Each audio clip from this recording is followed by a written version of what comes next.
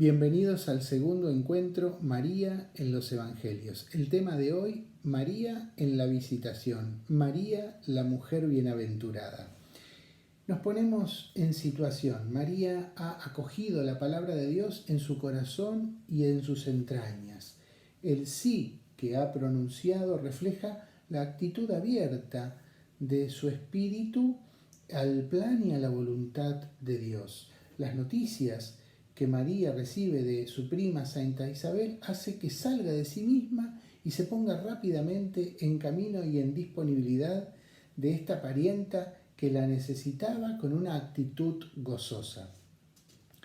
¿Cuáles son las finalidades de este encuentro de María la Bienaventurada? Primero, descubrir cómo en María se hace realidad todas las bendiciones de Dios a lo largo de la historia. Segundo, contemplar a María como la primer bienaventurada. Y tercero, reflexionar acerca de la propuesta de felicidad que hace Dios para nuestra vida en este pasaje.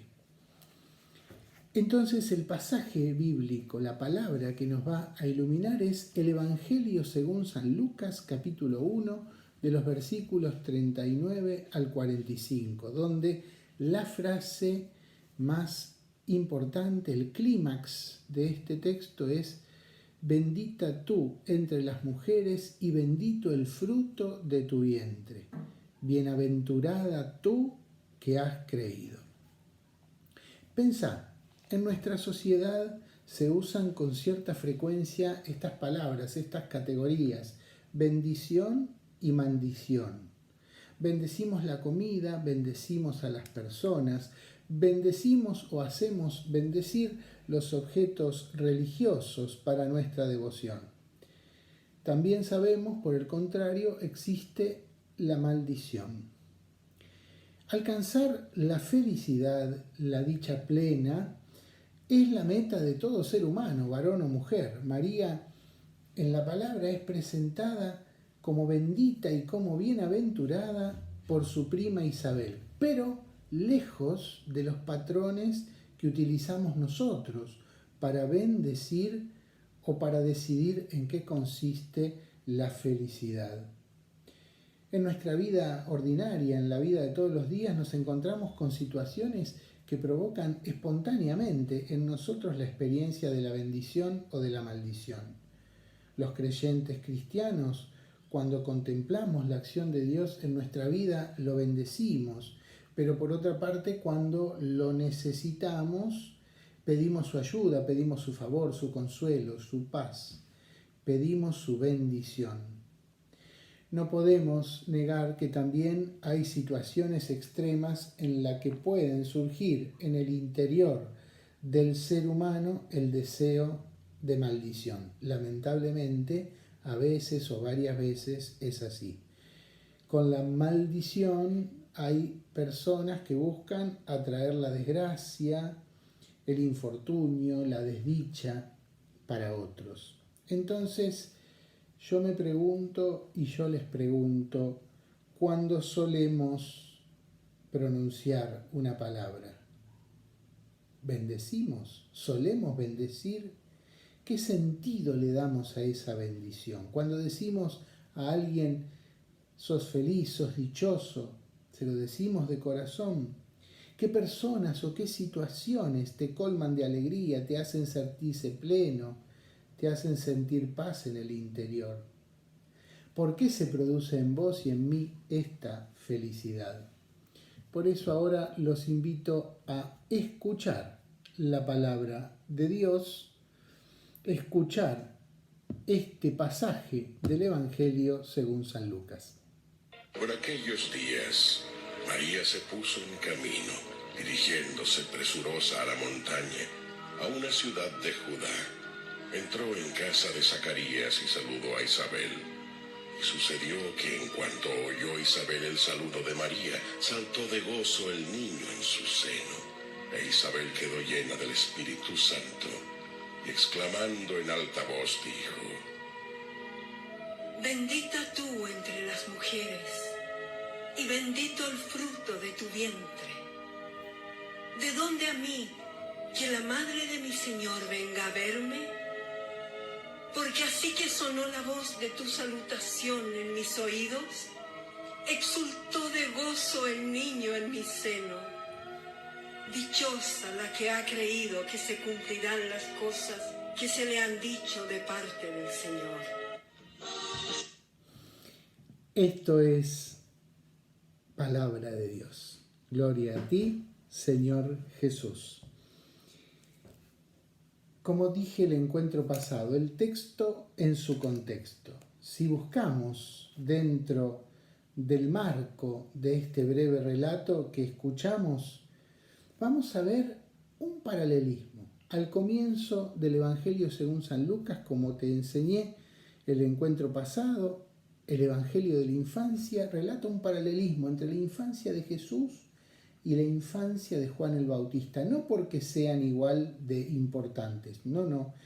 Sabemos bien que Juan es el precursor, el que preparó el camino del Señor, y Jesús es el sol que nace de lo alto, es el Salvador. En el Evangelio, después del prólogo con el que inicia su relato, el autor del Evangelio de San Lucas dibuja un tríptico, como un tríptico. Primero narra el nacimiento de ambos. Después pinta el nacimiento de Juan y a continuación el nacimiento de Jesús.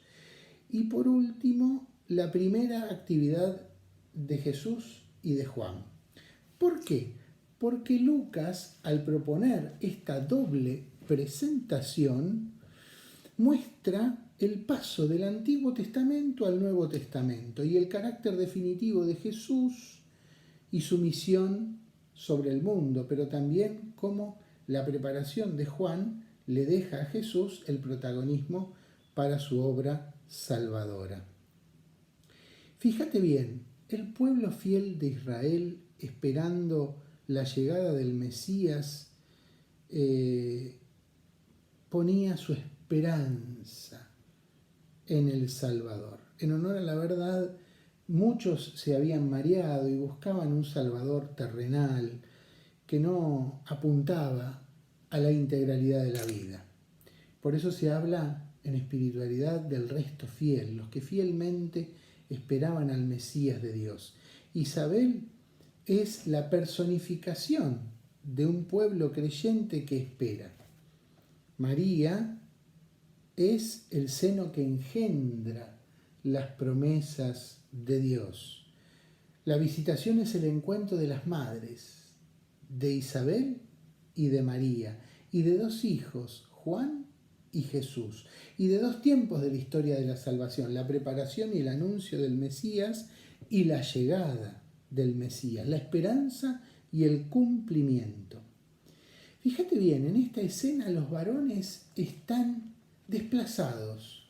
Las protagonistas son las mujeres. En los primeros versículos del capítulo aparece Zacarías, este sacerdote recto a los ojos de Dios, que sin embargo desconfía del anuncio del ángel y por eso tiene como consecuencia esa mudez temporal.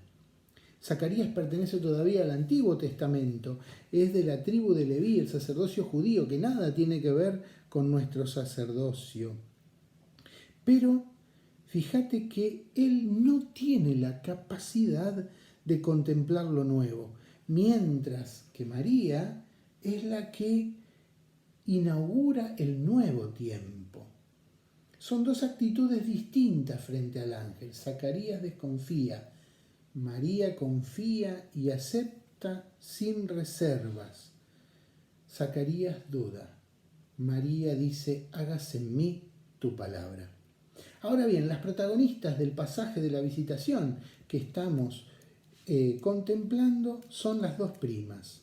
La esposa de Zacarías está, como te dije, en la línea de todas las mujeres del Antiguo Testamento, pero presta atención, todas las mujeres estériles del pueblo de Israel que después son bendecidas y agraciadas por Dios.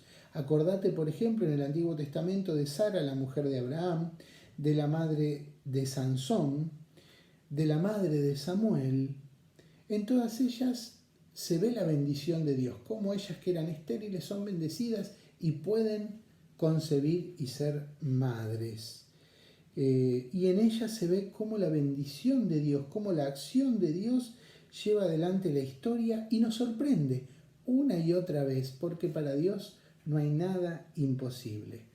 María, en este pasaje, se pone en marcha, dice por aquellos días, es decir, poco tiempo después de la anunciación. El ángel Gabriel le había anunciado a María que su prima Isabel, a pesar de su edad avanzada, está encinta. María se pone en camino con rapidez y con prontitud. Es la actitud de la mujer que no espera a que la llamen cuando hay necesidad. Todo lo contrario, sale al encuentro para ver en qué puede ayudar.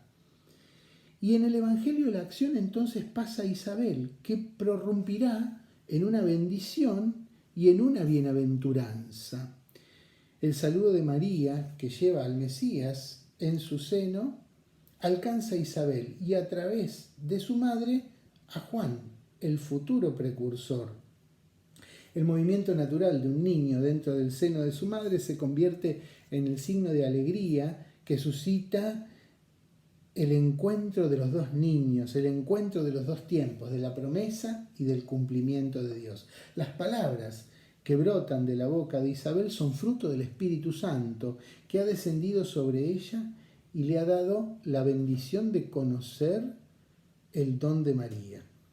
Por eso le dice: bendita, bendita tú entre las mujeres y bendito el fruto de tu vientre. Si contemplamos la palabra desde antiguo, Dios bendijo a su pueblo.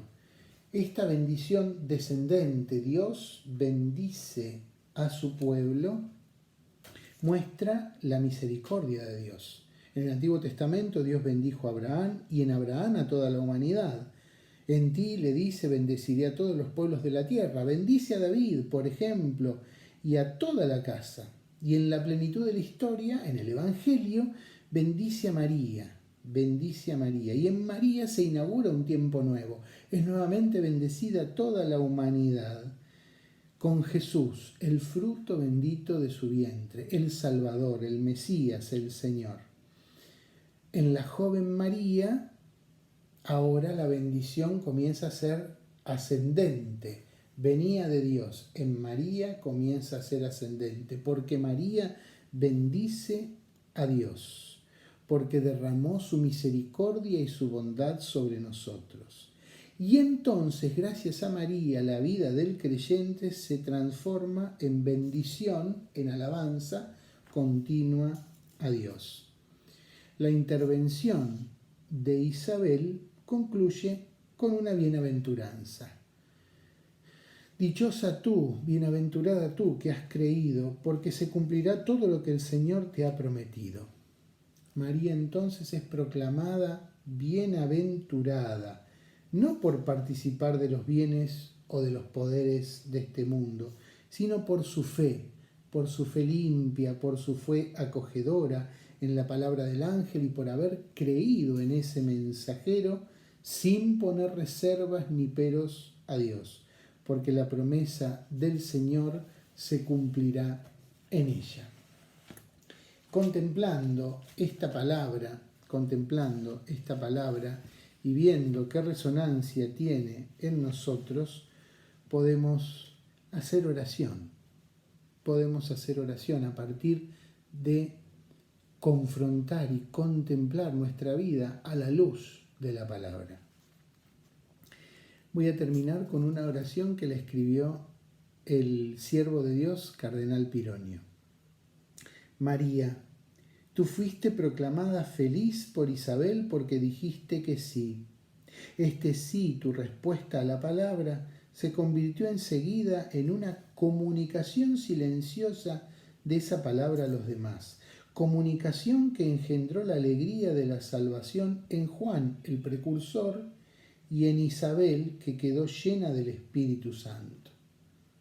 María, ayúdanos a vivir la fecundidad de nuestra respuesta. Queremos decir siempre que sí a las exigencias de Dios. Queremos vivir en una actitud de desprendimiento y de pobreza, en una actitud de fecunda contemplación y firme y serena esperanza, a fin de entregar a nuestros hermanos la alegría de la salvación. Que el mundo de hoy sienta que la alegría de tu presencia está, porque tú nos has contagiado alegría, la alegría del llamado, la alegría de la consagración, y nos haces vivir la alegría de la misión apostólica. Amén.